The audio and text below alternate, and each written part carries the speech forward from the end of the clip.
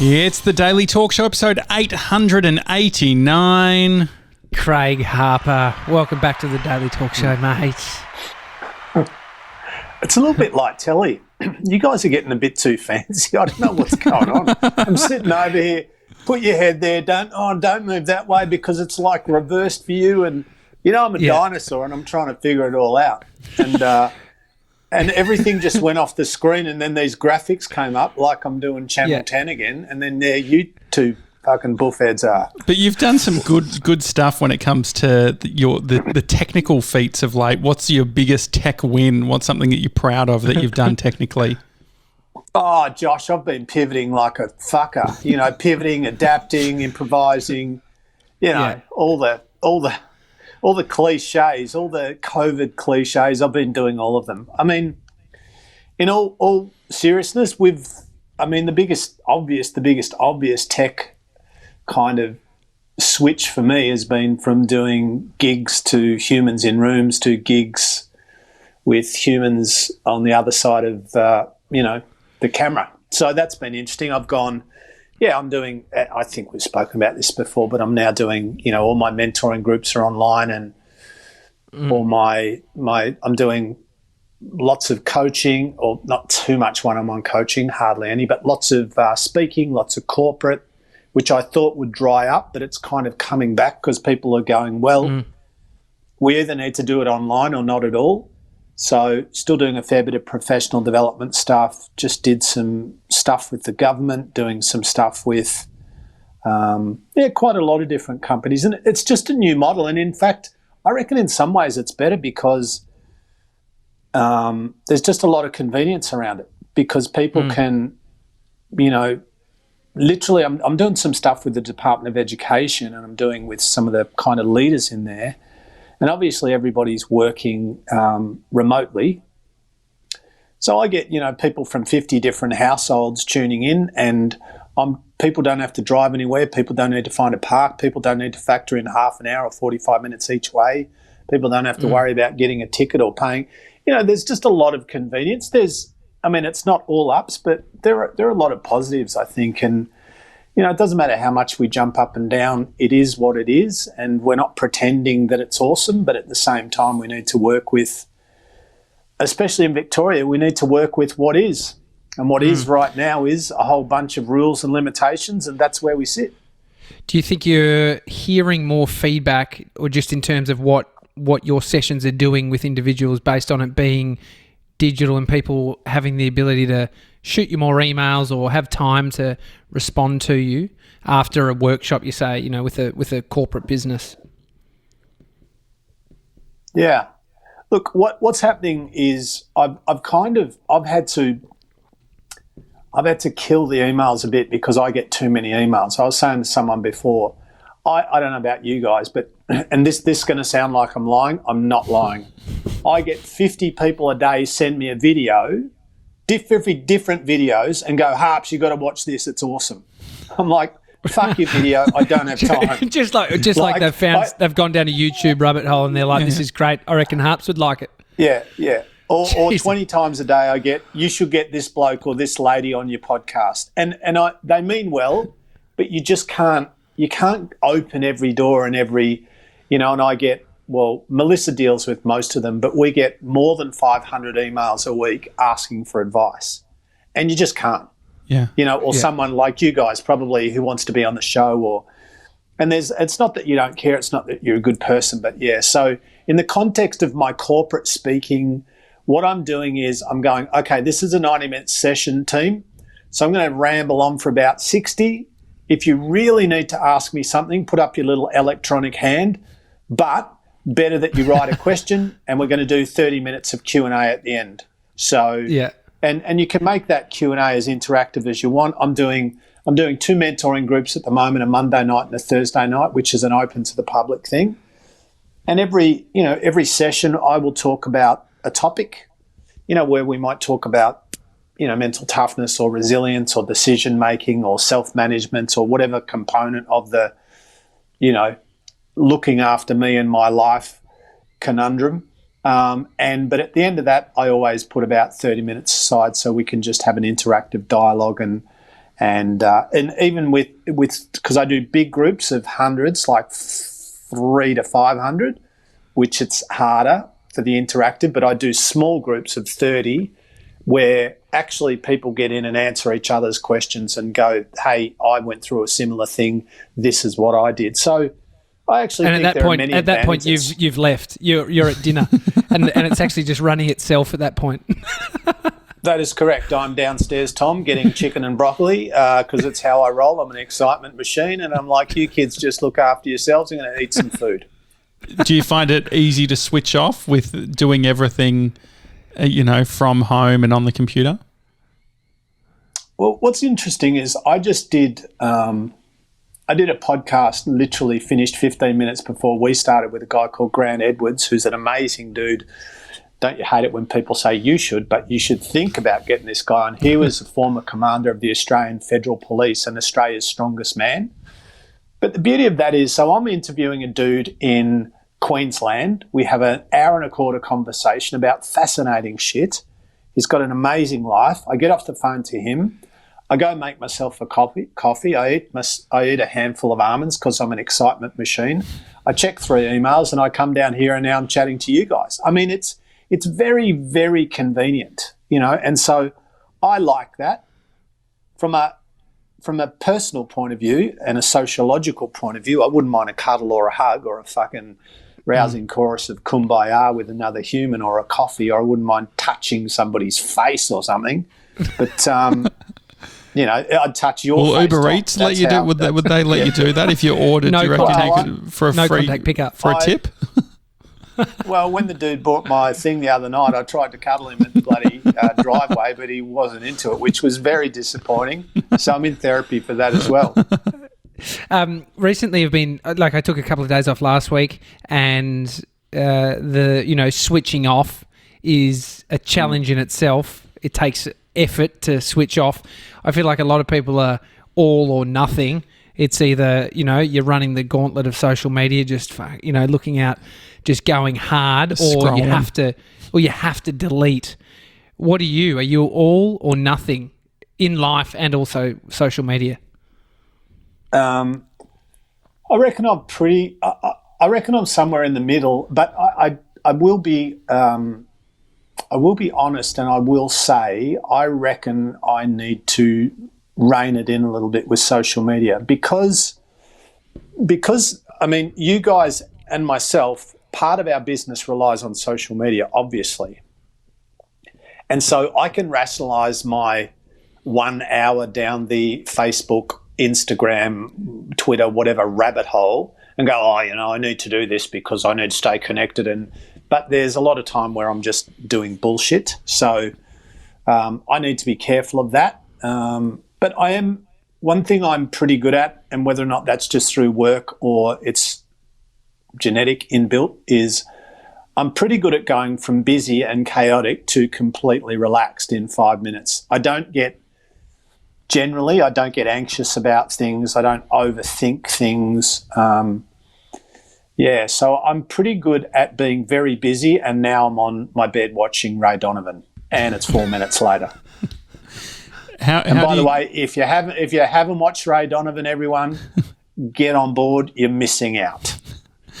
How do you empathise with your mates that are in the fitness industry that they've got gyms, all of a sudden they're unable to do the work? Like, what do you say to them?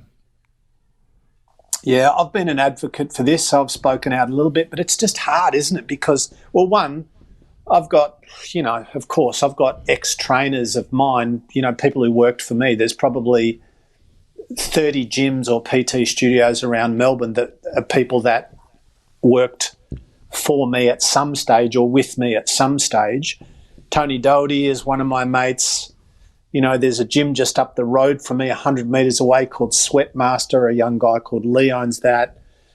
Arena Fitness, which is down the road from me, Paul Marasco, who used to work for me, owns that. There's a guy called Brad and his wife, Carly Cunningham, who own the Fit Shop. That friends of mine, my godson's parents own a gym in Kyabram. There's 0 cases in Kyabram. They haven't been able to open for months. And these people are I mean, and this is no news or revelation, so I don't want to bang on about the same stuff, but mentally and emotionally, these people are really struggling, and it's hard to stay up when there's no apparent light at the end of the tunnel. And I think Tony Doherty did a really nice video about this, and Peter Credlin got him on her show, and they kind of had a sit down with the government or some representatives, and they said, well, what you need to do is get back to us with a little bit of a plan about how gyms would all the kind of taking into consideration all the issues. They got a whole team of people together. They created this amazing document. They presented it and basically got fresh aired. So I understand the frustration around this. I understand the perceived fear of being in a gym as well. But, I don't know. I find it, for example, I was talking to Russ, who owns a gym up in Kyabram, where there are 0 cases.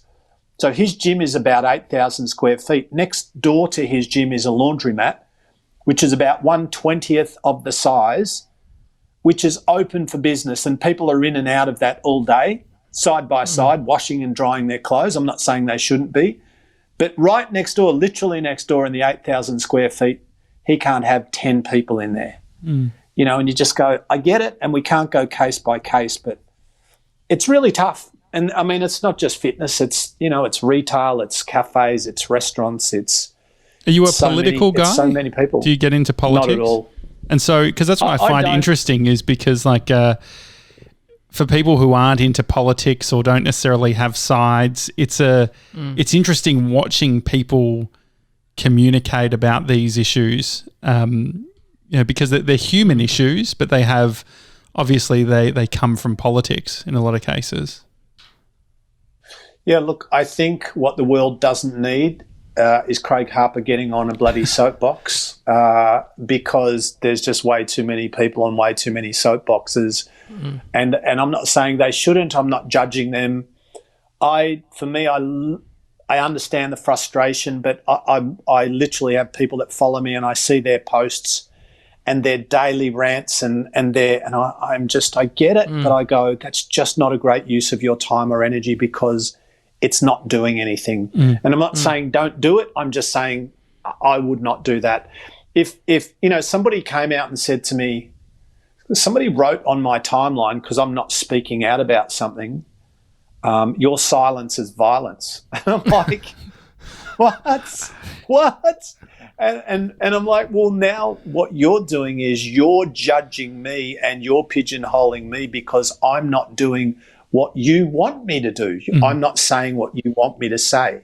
So now you're trying to push me into a moral or an ethical or an obligatory corner where I'm going to speak out on an issue that you want me to speak out on. Well, newsflash, that's called bullying. Now you're just bullying me because I'm not doing what you want, and it's, for me, social media is not the place to share political views and ideas, and I don't know that, for me anyway. You've got to tell a few people that because that is what Instagram and Facebook has become, don't you think? I'm not saying people shouldn't do it at all. I'm saying for me, it doesn't interest me. For me, it would create more anxiety. It would create more depression. It would create less time in my day. And I don't think, for what I have going on in my world, that is the best use of my time and energy. So I think a great question that we can all ask ourselves when we get up every day is, in terms of what I want to achieve today and do today based on who I am and my values and my goals and my beliefs and what matters to me, what's the best use of my time today? And that just helps find clarity, helps with finding clarity around, okay, I can sit here for an hour going back and forth with this dude that disagrees with me, but a few things are going to happen. 1, he won't agree with me. 2, I won't agree with him. 3, we're both going to waste a fuckload of time and energy. 4, I'm probably going to go away and I'm going to be a bit pissed off and anxious, and then I'm going to look up, it's going to be 5 o'clock. I'm going to go, oh, well, that was a good use of my afternoon. And this is about being conscious and aware of ourselves and our time and our energy. And so the friends of yours that have gyms, whose handling it in a way that you've seen as really productive or a great use of their time? Okay, so there are a few. Look, most of them are having a crack. But Brad and Carly Cunningham, who own the Fit Shop, which is I think it's in Cheltenham. I know where it is, but I'm just wondering if that suburb is called Cheltenham. I'm pretty sure it is. It's just off Warrigal Road. They've really adapted amazingly. They've got an amazing online presence, and they are just, as well as you can do in this situation, they are doing. Paul Marasco, a friend of mine who owns Arena Fitness in Bay Road, he's basically building an outdoor gym so that you can train people outdoors. Now you can train, I think it's a couple at a time. I think it's going to go to 10. Everybody that I know is trying to do something, but you're still limited, and it's still a compromise. And people have, I know people who they had a rent reduction and now the rent is back to full, so they're paying full rent once again, but they don't have essentially any income. And I know, my guesstimation would be that 20 to 30% complete, based on nothing except my gut. 20 to 30% of PT studios will go under. Well, you came in at a time when it was on fire. You were at the start of that flood where it was, the PT studios open up were doing really well. And it's interesting seeing industries that do have the ebbs and flows. Photography in the early days was, you'd make a lot of money, and now everyone's got a camera. Not everyone does high-end photography, but there's more photographers available now, so things are shifting. You have to be good. You have to be. I guess you need to do something different and something that stands out. What's the difference in the standing out in 2020 from a fitness perspective, do you think, Harps? That's a great question, and it is, Tommy, you're right. When I started, I was very lucky. I worked really hard, but also I was lucky because I had no competition because there were no trainers. I think every industry, including fitness, Josh, we need a unique selling proposition. We need a point of difference. We need to go, look, there are a million trainers, there are a million gyms, there are a million PT studios, there are a million bloody CrossFit centres, there are a million outdoor boot camp, commando train, whatever you want to call it. There needs to be something that separates you, because if we're talking about an individual trainer, and I had this conversation with a trainer the other day, from the perspective of an individual trainer, what's good about being a trainer is you don't need a million clients.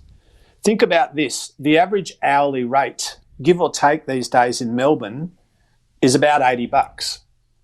So if you're working 30 hours a week, now to me 30 hours is a very part-time job, and I'm sure 30 hours would be a very part-time job for you too. But 30 times 80 is $2,400 a week. That's 120 grand a year. That's not the worst gig, right? Now, if you're doing 30 hours a week, you probably need 10 or 12 clients who are doing 2 or 3 sessions, and you need them to keep turning up. Now, if you're a good trainer, that ain't hard. The good trainers that I know are booked out and they have a waiting list. So it's not so much like, a lot of people go, yeah, but how do I get more people, or what's the marketing? I go, be fucking awesome. Yeah. The end. Because if you're fucking awesome, people are going to want to be with you. It's not like, oh, I've got the best dumbbells, kettlebells, tracksuit. I've got the best apps. I've got the best products. I've got the best marketing strategies. I've got the best fucking funnel, whatever a funnel is, you two know, right? Yeah, but it's like, hey, from a fitness point of view, it's a human interactive experience. Now, if I go and train with Tommy trained people for a long time. If I go to Tommy, and Tommy's a good dude, he gives a shit about me, he's a good trainer, I enjoy my time with him, I'm getting some results, that's enough. I'll keep coming back. Unless he gives me a reason to not come back, I'm not going anywhere else, because I have a relationship with this guy and it works. And by the way, I really like being with him. Yeah, and when you say relationship, actually in a relationship. I mean, I had the niche of Albert Park mums down pat, And it worked for me. You were having It worked for me. coffees at one point. You were like switching out session, like PT sessions just for Tommy, let's just go for coffee. just All a carrot right. cake. Little carrot cake.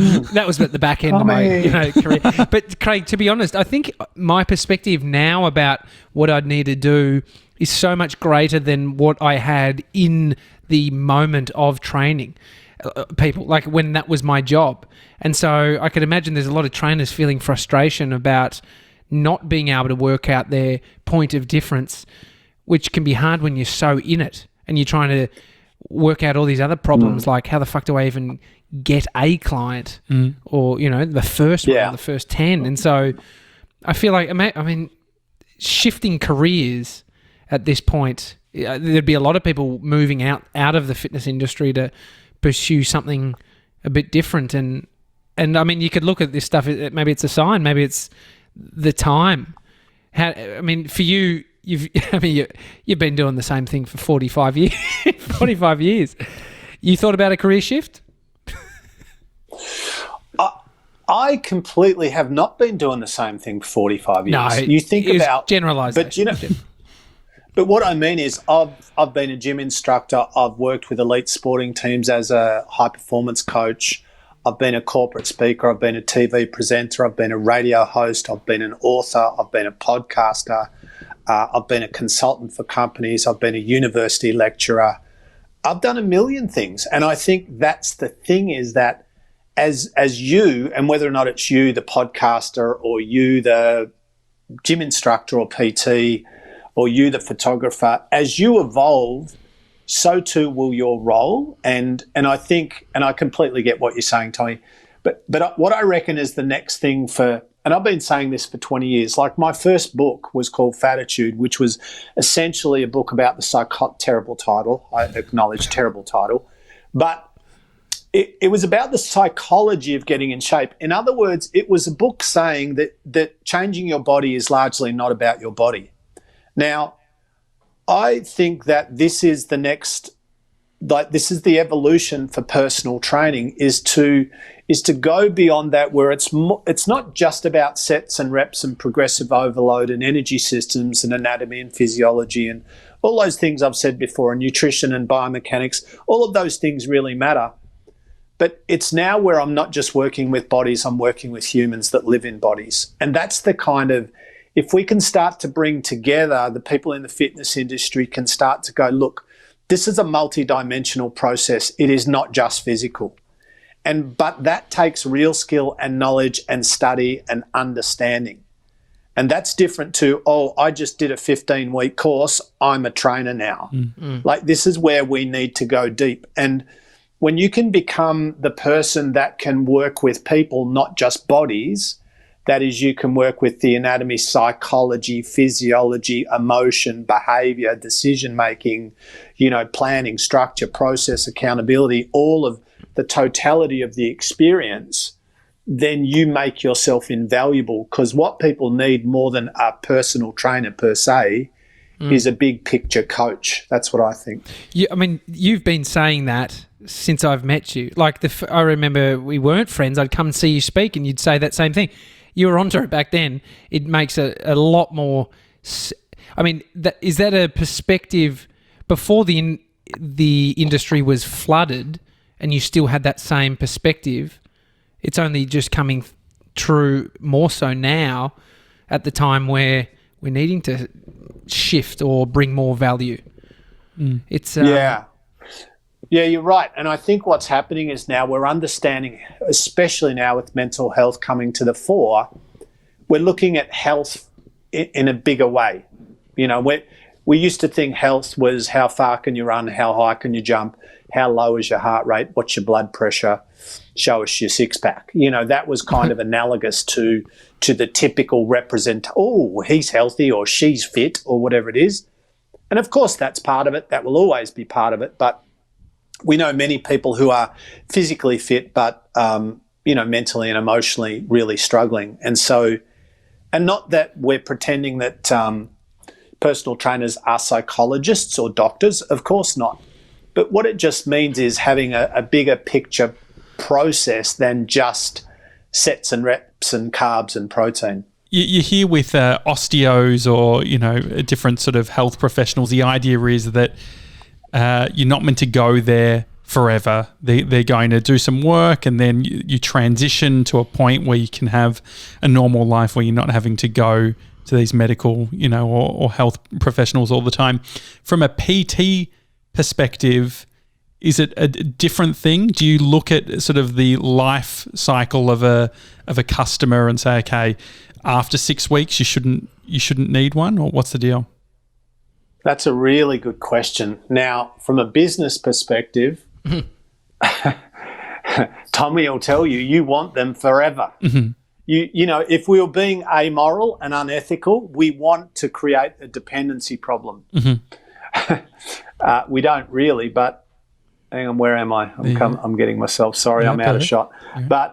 But my goal was always to help people become independent and self-sustaining, because when I do that, I'm teaching them and coaching them and empowering them to make great decisions and build habits and behaviours that are sustainable and that are going to work for them. And so I'm definitely not the solution or the answer over the long term. I'm a resource in the short-ish term, and that could be 3 months, that could be 3 weeks, or at times it might be 3 years. But look, if somebody gets to the point where they know what to do, they're inspired, they're educated, they have a good operating system, but they still choose to train with a trainer, well, that's fine. That's fine. It's just I don't think anyone needs to stay with a trainer for years. But if people want that option because, 1, they can afford it, and 2, they're more productive, and 3, they really enjoy that, they like having that time out with that person that they know well to go through that process, then it doesn't have to be something that has a use-by date. Mm. So how do you make sure that it doesn't become stale? What can PTs do so that, after the 6 weeks or as their client starts to plateau, like what can you do to inject a longer-term strategy? So one of the things, there's no absolute for that, but one of the things that I used to do with a lot of my clients was I would work in 28-day blocks. And so every 28 days we would hit the pause button and we would do an assessment every 28 days. They would keep their diary. We would set KPIs or goals for the next 28-day block. We would sit down, we would review. We would literally have a meeting every 28 days and go, cool, this is what we've done in the last 4 weeks. How are you feeling? What do you think about this? What do you think about that? And I would give them my review of their performance. And I'd say your diet's been 7 out of 10. You're getting stronger, which is really good. You're not having enough sleep. Everything's good. Your flexibility's rubbish. I'd like to work on your flexibility or make that a little bit of a focus for the next 28 days, So what you're doing is you're turning what can be a very stop-starty, peaks and troughs emotional process. Remember that when it comes to food and exercise and people's body, they're very emotional, or a lot of people are very emotional. So what we want to do is try and turn down the emotion and turn up the strategy and logic so that we create what I'm interested in is creating an operating system, a behavioural system, a blueprint around health, wellness, fitness, food, sleep, lifestyle that works for people over the long term.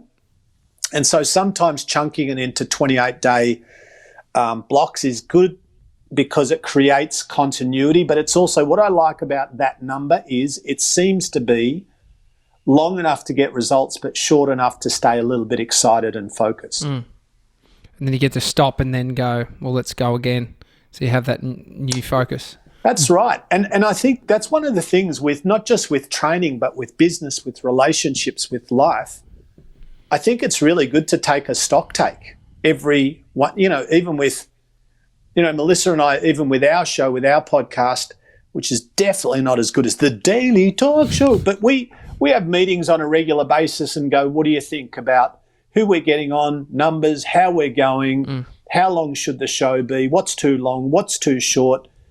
Because when you're in the middle of it, The E-Myth is a famous book by a guy called Gerber who talks about the concept of, and I might have mentioned it once before here, where you can't work on the business and in the business. So it's good to be able to hit the pause button a bit and step back a little and try and find a level of perspective about what's going on right now. And I think that, having a process and whatever your passion or drive or emotion is great, but then to be able to wrap some strategy around that and to have a moment in time, whether it's in your business or your podcast or your fitness journey, where you're regularly stopping and doing some kind of objective review or assessment to evaluate efficacy of the program or the process is a really good thing to do, because it's so easy to wake up in a minute and go, I just fucking went in circles for 2 years. And that's what so many people do with so much of their life. I mean, it can be challenging when it isn't yet working, and so the emotion involved in your approach is much higher. For you, think back to a time when you felt like it wasn't working just yet, and was that there? Did you have this perspective to say, I've got to stop to look? Oh, no. From there? No, I definitely not. I mean, there were times where I wanted to throw the glow mesh in the shag pile and fucking stamp my feet, and I did. Sorry, can you explain that metaphor with the glow mesh? What's that? Well, you guys are way too young. Back in the old days, the ladies used to have purses made of glow mesh, which was like this. Do you know what glow mesh is? No. It's like, oh my God, you two. Is it like chain? So my mum had one, I think. It's, yes. It's like medieval time sort of stuff? Oh, kind of. Just Google glow mesh purse. You'll see one. All our 50-year-old ladies are going, I fucking know exactly what you're talking Mum about. had one. Oh my God, I love feeling this thing. You'd like move it one way and move. You could like run your fingers through it, put a pattern. Yes, yeah. So, Yes. so and the shag pile, of course, being the carpet of the day, which was long, hairy kind of carpet. Yeah. So the throwing the glow mesh in the shag pile is analogous to spitting the dummy. Yeah, see, I still don't get it. but I love the purse. So the idea is that you're throwing a purse that has a lot of hard bits. So look at it as cracking the shits, Josh. Yeah. I get the cracking the shit. I understand like you've cracked it and you've thrown the thing. I'm just not sure on the texture of like what the carpet and the purse are doing together, but we don't need to get bogged down. Can I just say you're overthinking this? Look, I am on Google Images, and I think I think you're right. So what was the question again? Where were we? Well, you'd thrown in the Where towel. are we? You'd spat the dummy. Tommy was just talking about when I've done things that didn't work, and there's been many times where you do things and you go, fuck, I put a lot of time and effort and I'm getting next to no results. And so that's a normal part of, that happens with weight loss, that happens with business, that happens with academia. I spent the first 2.5 months of my PhD on a certain topic, which was motivation, and I got 10 or 12 weeks into the journey and I just went, this is not going to work because there are too many variables and there's too much conflict. And so I spent 3 months working hard and researching hard, and then completely scrapped all of it and started literally 3 months in. I restarted my PhD with a completely unrelated topic. And where was the conflict? Where was the conflict with it? Well, there was, when I talk about motivation, and when we talk about motivation generally in society, when you talk about weight loss and fitness and transformation, you go, motivation's plays a really important role. And generally when we talk about motivation, we're talking about that emotional state. He is motivated, she is motivated. I heard Josh and Tommy on the podcast and I got motivated, I got inspired, I'm pumped, I'm in the zone, I'm excited. So that they're generally the common kind of understanding is that motivation is an emotional state that we get into. But in the literature, motivation is pretty much interchangeable with the word reason.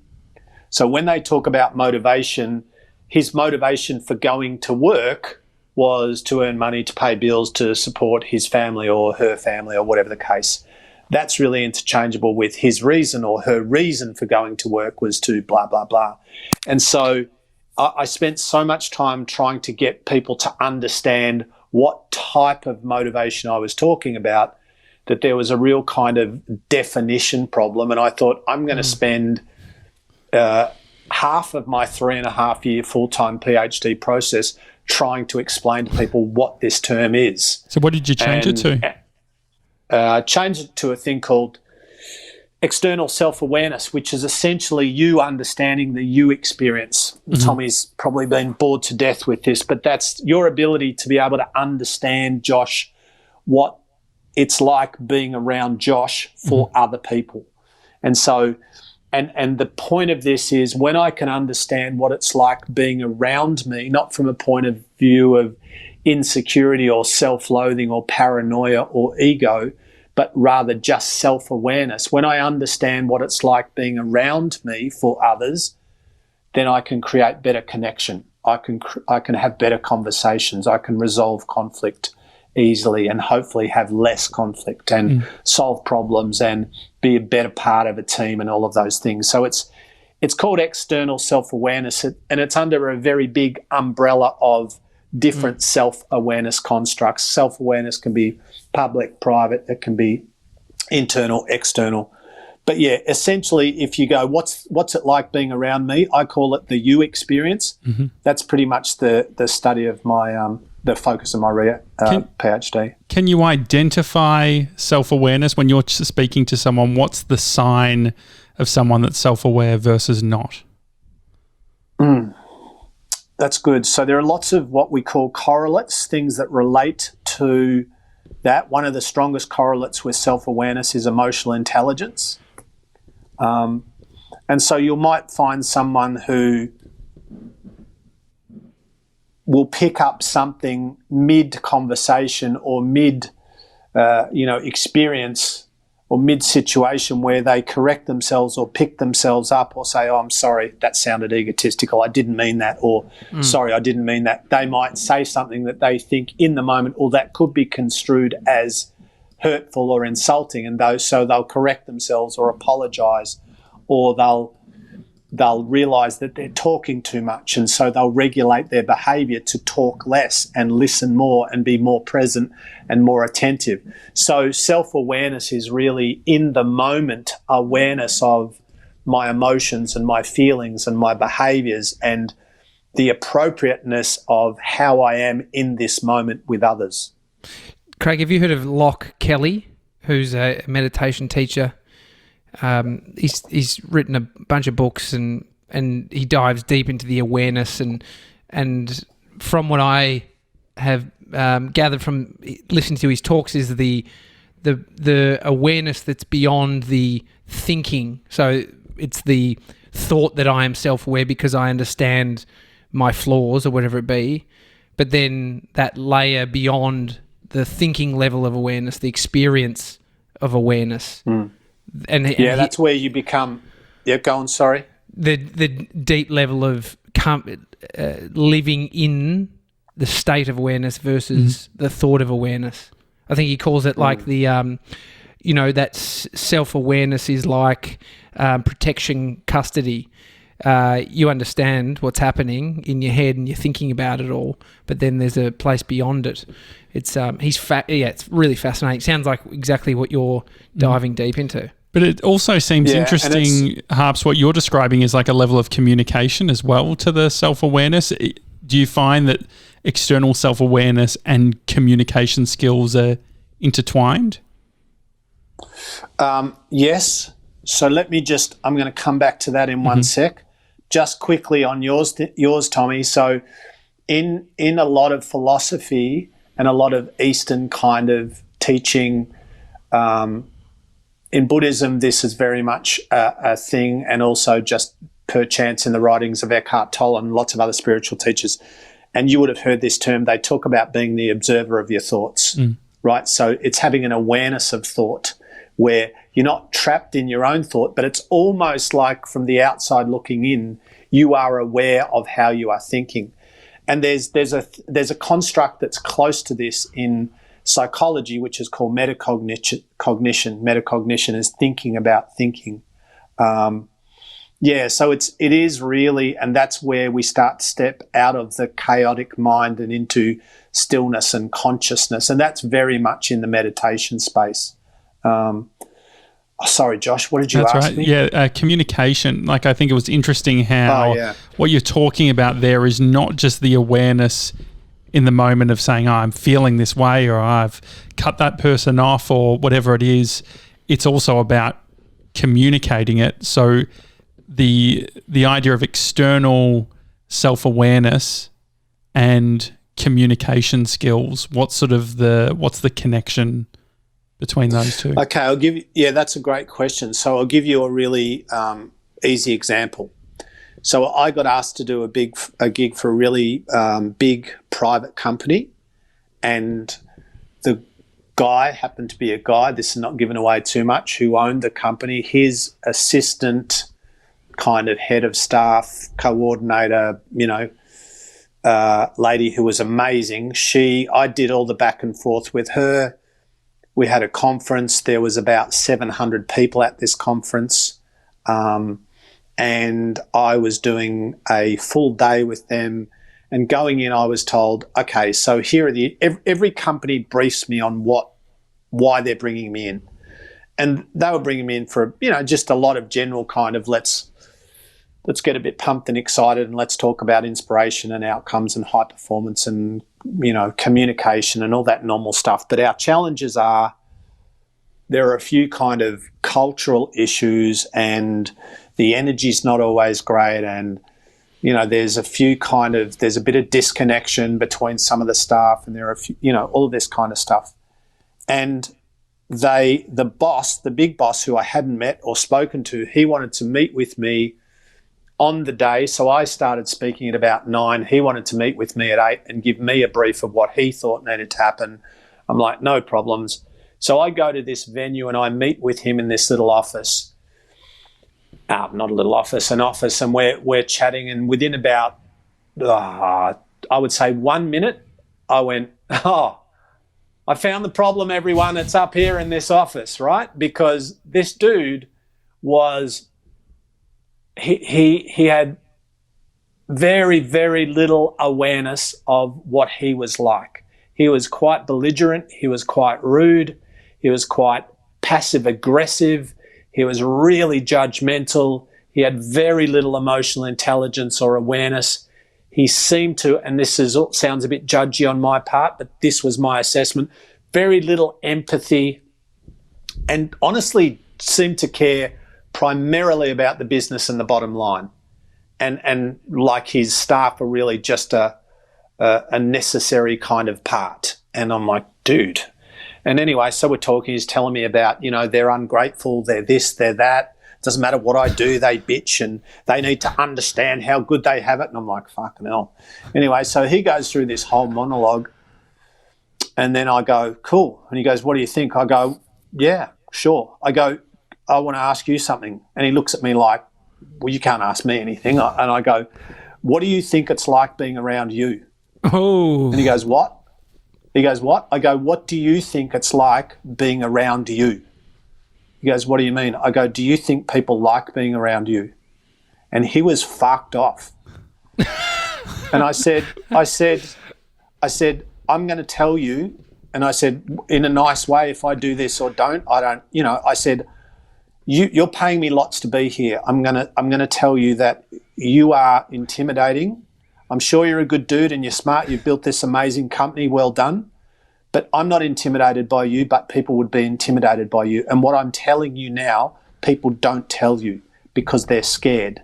And I said, having a business or a team of people who do what they're told or comply because they're intimidated or scared, I go, that is going to breed a terrible culture.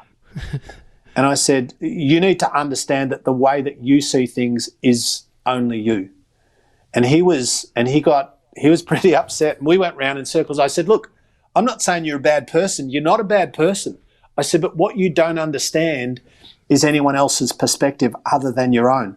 I said, you need to understand what it's like being around you so that you can create connection with people. You don't even need to agree with everyone, of course. But you need to understand people. And if you're going to be a leader, if you're going to be in any position where you've got hundreds of personalities and human beings and emotions and stories and backgrounds that work with you and for you, and you don't have any compassion or understanding, you think everyone who doesn't think like you is wrong. I go, that's a problem. What's your heart rate at that point? What do you reckon you're running?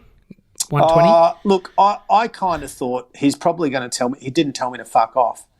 But anyway, at the end of the day, he called me in and he said, talk to me a little bit more about that. And I said, look, and he wasn't a bad person at all. He just didn't have any awareness of anyone else's feelings or any insight. Like this sounds weird, almost like a sociopath. Not a bad human, just no empathy. And the funny thing is, I don't know how accurate these stats are, but take them with a grain of salt. But I've heard it a few times that about 3% of the population are sociopaths, not psychopaths, sociopaths. That is, so psychopaths tend to take pleasure in other people's pain. We're not talking about that. But sociopaths just seem to have, they're very self-interested and they seem to have very little awareness about anyone else's perspective or emotions or feelings. Now, my vague research tells me that about 3% of the population, so 3 in 100, are a bit sociopathic. But also what we know is that about 20% of CEOs are sociopaths, right? So a lot of them are highly effective at doing business, and they're highly intelligent. Quite often they're creative, and quite often they're charismatic. But they don't always care about people. And this is the thing, is the challenge is when you're in a leader, we've gone all over the shop today, haven't we? But when you're in that position of leadership where you've got a bunch of humans who are part of your reality, of course we need strategy, we need planning, we need KPIs, we need accountability, we need processes, and we need hard work and all that stuff. But you also need a captain of the ship, be that male or female, that understands people and cares. And this isn't always the case. Yeah. What you're describing there is sort of influence as well, because you need to be influential in life. You need a level of self-awareness. You need to understand what is it that the people that I'm speaking to right now are seeking. What do they need? What have you learnt about influence over the years? Yeah, that's a very insightful question. So my job is communication, and as is your job in many ways, is just talking to people about stuff. And, my biggest project is me, my biggest problem is me. And so I've been very, probably to my own detriment at times, but very self-critical. And I've always said to people, you can't criticise me as much as I criticise me, so do your best. So I don't have a high opinion of me, but I've always been aware that I'm constantly, if you're in front of an audience, whether that's a podcast audience or a corporate audience in a room or a radio audience or whatever, if you're in front of any audience, you're being evaluated and judged. Doesn't matter if you don't like that, that's what's happening, because evaluating and judging people is unavoidable. We all do it every time we walk down the street. When somebody walks towards us based on their appearance, we'll be making some kind of judgment. That doesn't mean we're bad people, but if it's a dodgy looking guy who's 6'5" in a trench coat who looks a bit terrifying, there's a fair chance we're not going to make eye contact. There's a fair chance we might even cross the road. If it's a couple of teenage girls who are looking at their phone, just stumbling down the street or just chatting happily or whatever, fair chance we're not going to be worried or intimidated. And it's not that we're trying to judge anyone. It's just that this is part of the human experience. And so I realised that, early on when I started lecturing VIC Fit courses 100 years ago, so people who wanted to become gym instructors, one of the common bits of feedback that I got, and they would fill out evaluation forms and feedback forms at the end, was, there was some good stuff. Craig knows his stuff. He's a bit funny. He's a good storyteller, blah, all that stuff. But the negative that I often got was Craig's intimidating. And I'm like, but I'm like fucking Humphrey B. Bear. I'm the friendliest person in the world. How could people be intimidated? And at first I went, wow, that's just someone who's precious, fuck 'em, right? Which in itself is an intimidating response, And then I realised, okay, because it's not about, here's the thing, it's not about the intention, it's about the other person's experience. So that's why, for example, subjective reality, I could have 5 people in front of me and I'm coaching 5 people. And what I think I'm giving those 5 people in this moment in time is insight and direction and positive feedback and a bit of wisdom and whatever. That's what I think I'm giving them. That's my intention. But what those people might be getting, in inverted commas, is judgment and negativity and criticism and a whole bunch of negative stuff based on what they think is going on. Because you've got to remember, and this is going deep too, but you've got to remember that, like, even now, if you guys have, I know you have thousands of people that listen to your show, but let's just pick a number. Let's go 5,000 people listen to this conversation, right? So 5,000 people is 5,000 egos, 5,000 personalities, 5,000 programs. Everybody's been programmed. 5 different beliefs, 5,000 different sets of beliefs. And so everyone brings all of that to every moment in time. And so I'm always looking at every conversation or every interaction or every experience in my life through the window of my values and beliefs and understanding. And so, yeah, it's really important that we are self-aware enough to know this is not the truth. This is just my version of the truth. This is not absolute. This is just what I think is absolute. How do you empathize with 5,000 different stories? Like, obviously, there's like cognitive overload at that point. How do you distill it to a point where you can move forward and communicate? So I don't think there's a single answer to that, but one of the things that I do constantly is I constantly put in a disclaimer when I'm teaching and sharing and I'm coaching a lot of people. And I say, I'm going to share my thoughts and ideas and experiences and strategies that I believe are pretty broadly relevant. However, I'm not telling you individually to do anything. That's your responsibility, right?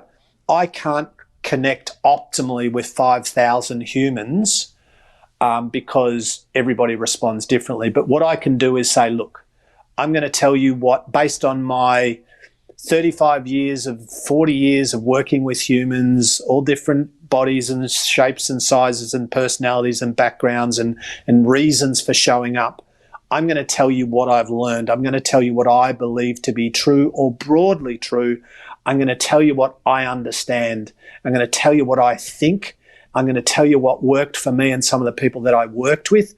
And then if in the middle of that you find what you think is some wisdom or some truth, then take that for a test drive and then see how that goes for you. Because I can't take responsibility for people's outcomes, only my own.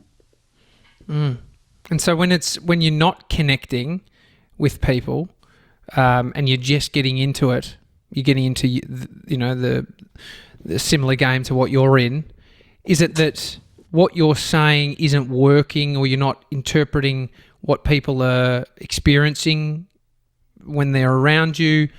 Like, what have you picked up from knowing what works when speaking to large amounts of people? Yeah. So for me, it's very much about knowing and being comfortable with the idea that I could be wrong and being transparent about that and being, well, especially in Australia, Australian audiences do not like arrogance. They do not like, Australian audiences are, and this is going to sound funny coming from me, but they're not massive fans of self-help or personal development. They're not bad, but it's not like the States. I've spoken in the States maybe 50 times, and it's a different dynamic. It's a different energy. It's a different population. They're very, very receptive. And Australians have become more receptive over the years, but you've just got to be aware that you're not going to connect with everyone. You're not going to resonate with everyone. And so for me, I go, look, all I can do is be honest and genuine. And if you like me and I resonate, great. If I don't and you don't like me, I don't resonate with you, great. There's lots of other people, and I mean that respectfully. So unfollow me, don't listen to me, don't buy my books, don't come to my workshops. It's all okay. There are lots of other awesome people out there that you will connect with. So just, let's not spend too much time wasting or wasted on trying to connect with every person. I still get a mix of messages that range from "you're fucking amazing, you changed my life," which I haven't changed anyone's life, by the way, through to "you're a fucking idiot. How did you even get this?" You know, and everything. I don't know if I told you this, but I literally had an email from a guy who said, I want to put you in a military plane and fly you over an active volcano and drop you in it. Very specific. Very detailed, yeah. I'm like, wow, he must be in the military. But anyway, fair to say, wasn't a big fan. I'm like, all right, dear Brian, thanks for your feedback. All the best. I think the thing is, like with you, Harps, is you are what's on the packaging. You are what's on the box, and so I think that's what's great. Is it's clear. It's with all the fucks. Like, it's very obvious what you're communicating. I think that's why you're able to build such an engaged audience, is because there's the what you communicate out there, what's on the on the cover of the book, and then what's in the content, what's on the podcast. It's very consistent. I feel like that's the aim of the game. I think not being gifted, like I'm very upfront about my mediocrity. And, I'm not genetically gifted. I wasn't a brilliant student. I'm technologically inept. I'm not amazing at anything, and I'm completely okay with that but I've worked with amazing people, and I've worked with gifted people, and I've worked with genetic freaks, and I've worked with the spectrum of humanity. But me being mediocre has really kept me working hard, and it's kept me grounded, because I don't get ahead of myself, because I don't have a big opinion of myself. But what I have discovered in the last few years is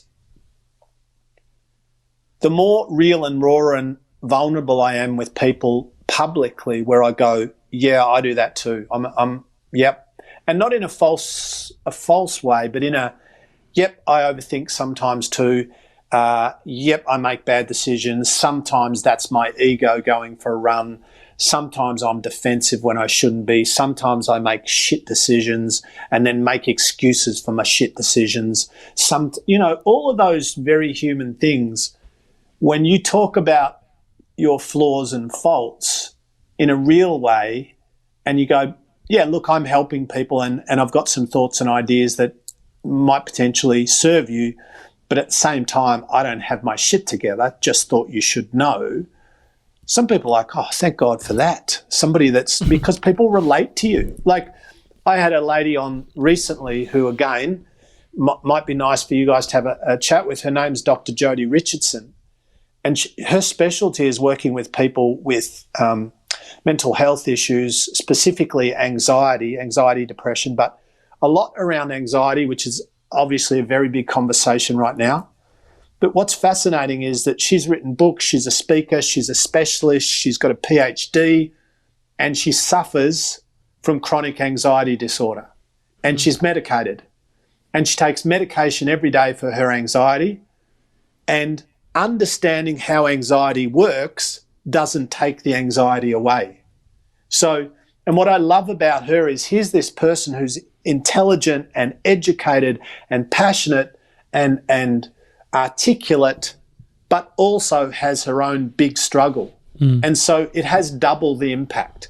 It's not just some person talking from some academic or theoretical construct. It's like, okay, well, here's the theory, here's the idea, here are some strategies, but by the way, this is how I live and operate too. And as soon as you open that door on authenticity, I think there's much greater connection. Yeah, it makes sense. The other thing that I've found of late is, when you're not feeling good, you're feeling down or you're feeling anxious, there's a need or a desire to understand what it is, like to pinpoint. Like my girlfriend Brie will be like, oh, what do you think it is? And I had an answer the other day where I was like, I think I'm just like chemically a little bit imbalanced today. And it was just like, I felt like it was a great way of communicating. It's like, I don't actually, like, there's probably nothing. Like nothing's happened between the time I went to bed and the time I woke up. So it's all a little bit fucked up. We don't know what it is, but like I'm going to, you know, go for a walk and drink some water and look after myself and I'll feel better. And I think the more we are communicating and sharing our stories, the more we're able to not only normalize these things, but empower people to be self-aware. Like I think it comes back to the self-awareness piece in a lot of ways, being able to say, oh no, I'm actually not feeling good right now. 100%. And there's often that's quite an interesting thing you said, Josh, because, you know, we are basically chemical making machines. Like our body is always producing chemicals, hormones, whatever you want to call them. You know, we run on chemicals. And, you know, sometimes there's something going on with our endocrine system or our nervous system or, you know, your endocrine system, your nervous system, your cardiovascular system, your respiratory system, everything's intertwined all the time. Even your cognition. If you have a thought, which is a thought based on something negative, then you're all of a sudden, if you go, oh, fuck, I'm in danger, and you're not actually in danger at all, but you have that thought, all of a sudden there's a bunch of chemicals running around your body just because you had a thought. So, and that's the thing is that I still believe the biggest challenge, apart from in first world countries anyway, I think the biggest overall challenge is to be able to manage our mind, because your mind is essentially the platform, you know, on an interpersonal level and a personal level. Think about, like, where do your choices, your behaviours, your words, your stories, the way that you process the world around you, the way that you act and interact, all of that comes from the mind. You're not accidentally eating cake. You're not accidentally telling someone to get fucked. You're not accidentally staying in bed, or you're not accidentally going to the gym and training. These are all byproducts of choices. And there's a version of understanding that the thinking stuff is, in some respects, out of our control. Like when some of the meditation I do is like, have a thought about something, and then why did you think of that something? You didn't choose to think of that something. It just floated in like a cloud into your mind, and you're able to observe it. And so when you're lying in bed and you're all of a sudden thinking about shit that's making you anxious, it's like, fuck, at that point, how much ownership over that thought that flew in do I even have? And so I think you're right. It's like, is it management though, TJ? Like, I wonder if it, like, because the management has this idea that you can sort of pull these levers and sort of control the ship that is our brain. There's strategies of when it does happen, then you can start acting upon, you know, moving your body, all those tactics that help shift it. But if we're handing over that it's, wow, there's a whole bunch cannot control, because you can't control what you think. Your thinking is happening regardless of whether you're choosing or not choosing. You're right, Tommy. So there's conscious thinking and unconscious thought. So one of the kind of mantras in this space is that thinking happens because of you and thinking happens despite you, right? And Dr. Joe Dispenza, who you've both probably heard of, he bangs on all the time about, you know, the fact that we have 70,000 thoughts a day, and 95% of those thoughts that we had yesterday. And there's, you know, some of the thoughts that we all have, those thoughts where you go, where did that come from? Like, how is that even in my mind? You know, where you go, I don't even think like that. Like, why would I, you know, some of the dreams that you have, you're like, where does that come from? And that's where you go, you know, and that's part of the thing that you were talking about before with meditation, Tommy, is recognizing, okay, here's a thought. This is a little analogy I give to some of my, you know, students and clients. I go, so think about this, and this sounds weird, but go with me. So let's say that your mind is like a service station. It's like a petrol station. And then into that petrol station, there's nothing there. It's all clear. A car pulls in, and that car is a thought. And you're just standing off to the side at this petrol station, and you see that car pull in. That's a thought pulling into your mind. And right now you're the observer of that car / thought. Now you can walk over and you can open the door and you can jump into that and you can become one with it. Now you and it are connected and now you're heading off together on this journey. Or you can stay back, watch the car pull in and then watch it pull out in a minute or two and just see it drive away, where you haven't connected, you haven't jumped into it. And this happens all the time in our mind, where crazy shit slides in. You go, oh, that's weird. I don't know where that comes from. Okay. I'm not gonna go down some cognitive rabbit hole for the next 3 hours about that. I'm just gonna go, okay, Craig, you're a piece of shit. Am I though? Oh well, whatever. All right, well. Or I can ruminate that on that for the next half hour where I don't need to. And this is where we start to step out of just the unconscious craziness of incessant thought and into the consciousness of meditation and awareness and stillness and recognition of thought as being not me. So thoughts are not me. I think, but I am not the thought. The thought is just a theoretical construct that has no power at all unless I give it power. The car is compelling though, isn't it? Like there are moments where like there's something like if you get me on the right day or whatever, like the entering into the negativity and even knowing, like having the awareness to know, hey, I know that this isn't productive, but I'm going to bitch about this person where I know that I'm being part of the problem, or I'm just like, I even have to say it to Brie. I'm like, hey, I know that I'm being completely unreasonable and, but I'm just going to bitch about this thing because it feel like it, and it doesn't, you don't even feel good after it, but it's something that you feel like you need to get into the car. I feel like if that car that pulls into your brain is a Tesla, you're going to go jump in it, Josh. Yeah, definitely. And sometimes the negative thoughts or the, it's like if it's like maybe it's that ego depletion, the idea that we only have a certain amount of willpower in a day.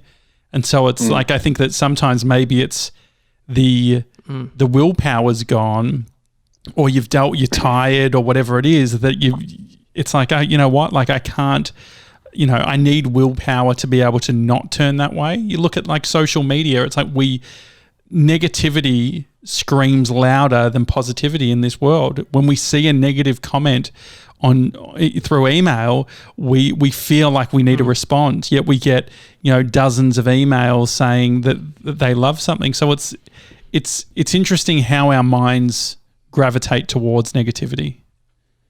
And I think this brings us back full circle almost to the discussion of, or the idea of self-awareness, and that is you recognizing how you respond to different things. And even down to, sometimes where there's like this kind of overload or exhaustion where, we get to the point, it's 4:00 in the afternoon, I've been banging since, 8 and I'm hard at it and now I'm running into a physical and an emotional and a mental kind of brick wall. And that is part of self-awareness where you go, I know that between like you guys, if we had time, we could go, when are you the most productive? And you're going to go, well, for me, between 7 a.m. and da-da-da. Or you might go, you know what, between 9 p.m. and 2, I'm a fucking killer, right? But for someone else, that isn't the case. And this is knowing how you work. Like, it's only in the last 6 months that I've realised that for me, not eating lunch works way better than eating lunch. Because I used to get this overwhelm of tiredness and fatigue at about 3 or 4 every day. I'm like, well, it must be because I'm getting older, but I don't drink, I don't smoke, I eat well, I sleep well, I'm fit as fuck, So I just started manipulating with the one last variable, and I stopped actually when COVID started, because I'm moving less because of the situation that I'm in.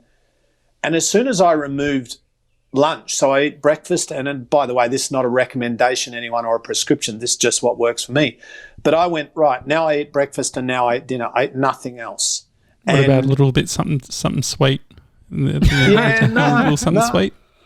No, you 4-year-old. No. And Piece of fruit.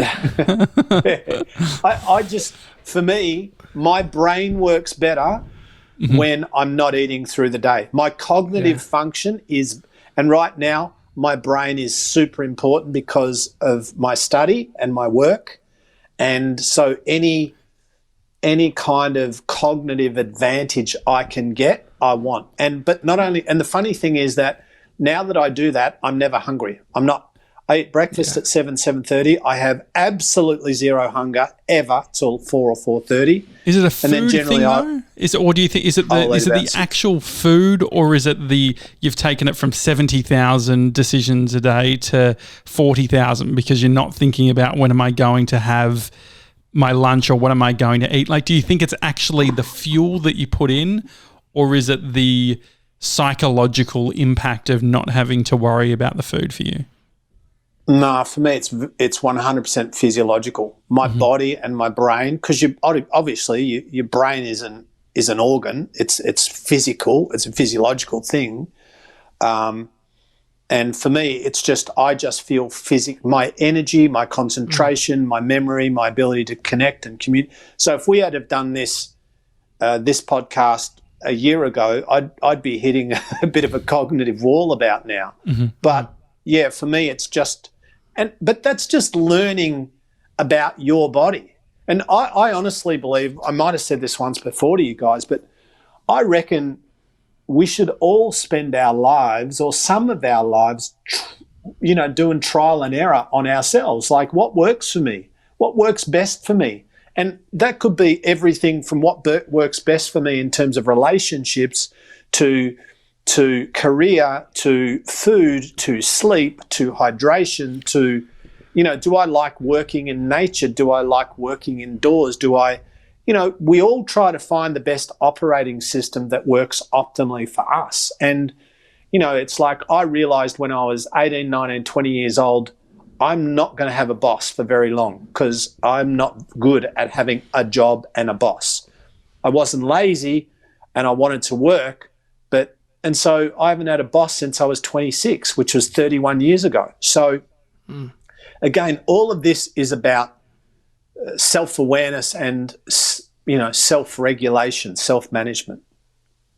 Love it. So I've dropped lunch. I'm doubling down just to check, see how lunch? My body goes. Yeah, with a double lunch, and then I'll take one out every day. I reckon you have a really interesting relationship with food, Josh, like me. I reckon definitely. There's so many. One day we're going to do a whole episode just on you and your eating, and we're going to do a deep dive, and I think there'll be tears. Yeah, definitely. Mate, there already is. Congratulations on the U project. I know over the last 6 months you've had a crazy amount of growth, and it's awesome to see you really getting into the platform and giving people what they need in the podcasting space. It's been awesome. Well, I appreciate you boys, and I've been listening to you guys recently quite a lot. And I'm not just saying this because we're here. I was thinking, why do I like listening to you two and your guests?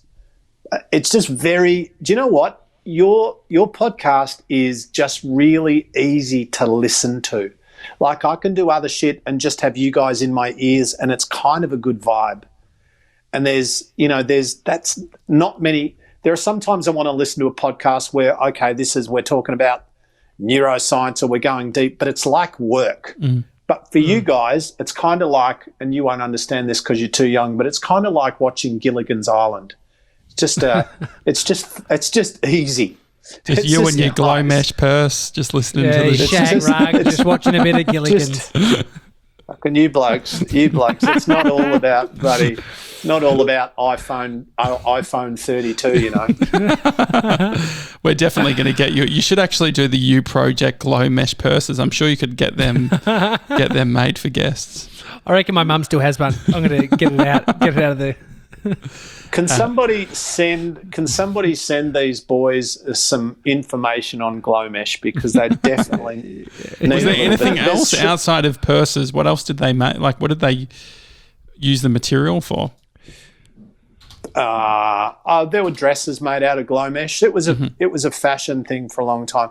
Also a fashion thing for a long time, which you boys missed, was you would have seen corduroy cord pants, right? Yeah. Which were they were the shit. But cord pants 2.0, are you ready? It's called jumbo cord, and it was just really thick jumbo cords when they came out. Oh, dude, Google jumbo cords, which was what ironic. I'm going to go 75, 76. See if you can find something in the jumbo cords pants. I mean, they also did because they were typically vertical, weren't they? But I think that some brands were doing horizontal corduroy as well. That was that's ridiculous. That's ridiculous. I tell you what else was a thing back in the day too. I know we've got to end, but platform shoes for dudes. We called them beetle crushers back in the day. Nice. So they'd have literally like a 3.5 inch heel at the back and then a platform at the front about 1.5 inches. So, they were the shit. Do you have any photos? Do you have any photos? I was saying that the other day, like the fashion was better. You guys missed out on all the awesome, but it was just like equal parts ridiculous and awesome. What about gym wear? What were they like? What were you wearing when you would go to the gym? Great question. Do you guys remember a rapper called MC Hammer? Yeah. Yes. So he wore parachute pants. Hammer time. He wore. Okay, so they were the thing in the 90s. Yeah. Harps used to. Now these, looking back, fucking terrible. I used to get around in MC Hammer pants, right? The cut-off wind cheater, of course, with the neck cut out. Yeah. The string singlets that Tom used to get around when he was stripping. Craig, what's that jacket that you have in your? I saw it once when I was at your joint. You brought out this jacket that's old school. It's almost like a varsity jacket. Remember they were bodybuilding. Yeah, era, you got it gifted to you, didn't it? Wasn't it an Everlast brand? Was that the leather one that you got for the photo shoot, or like in that big factory somewhere? So that might. So I did a project for Everlast where we developed a group exercise concept, which was going to be the next big thing. But literally 2 months after we finished and filmed and wrapped up, Everlast went into, or Pac Brands, who owned Everlast, I think went into receivership in Australia. And anyway, it was all messy. But the bottom line was I did this thing where I spent months developing this thing for them, and it was a group exercise thing based on MMA, and we did this full day video shoot in this warehouse in South Melbourne with a cast of thousands, and I was kind of the guy that developed the program, and at the end they did this award, and they'd made 100 jackets globally, 100 jackets out of leather, and they had this little metal plate, and they were numbered 1 to 100, and I think I forget who it was, but maybe Michael. No, it wasn't Michael Jordan, but it was a very, very, very famous NBA basketballer got jacket number 1, and they were leather, like bomber jackets, and they were never sold. They was just 100 made, and I got given jacket number 100. So that's cool. Do you ever wear it? Do you ever go out? I never wear it. No, I never. Should we get it framed? Let's get it in glass. Or can we can you do an episode wearing it? Like we all wear our sort of like, it could be a leather wrap. I'll wear some chaps. I reckon, well, I weigh about 83 kilos now, 83 kilos. I reckon I need to be about 100 to fill that out. Probably fit Tommy's a bit bigger than me these days, which I hate to admit, but it's probably going to fit him better than me. Oh, great. I'd love to see that. Awesome, Harps. We'll put the U Project details in the show notes so people can go and listen to your podcast. How many episodes are you doing now? I feel like you're smashing out. I just actually put on Tiff. You guys know Tiff Cook, I think, or Tommy, you know Tiff Cook. Yeah. So Tiff's doing 1 or 2 episodes a week now. She just did her first one today, so I'm trying to not kill Melissa. Uh-huh. So I want to do 5 a week, but it's, as you guys understand, it's a steep load. Yeah. But so we're doing 4 a week minimum, some weeks 5. But we're just this Saturday will be episode number 300. So we're way behind you guys, but we're still cranking them out. Well, catch up, mate. Catch up. It's been great to have you on. Thanks, Harps. Thanks Love you, Harps. Thanks for having me. It's a Love daily you, talk boys. show. We'll see you tomorrow, guys. Have a good one. See you guys.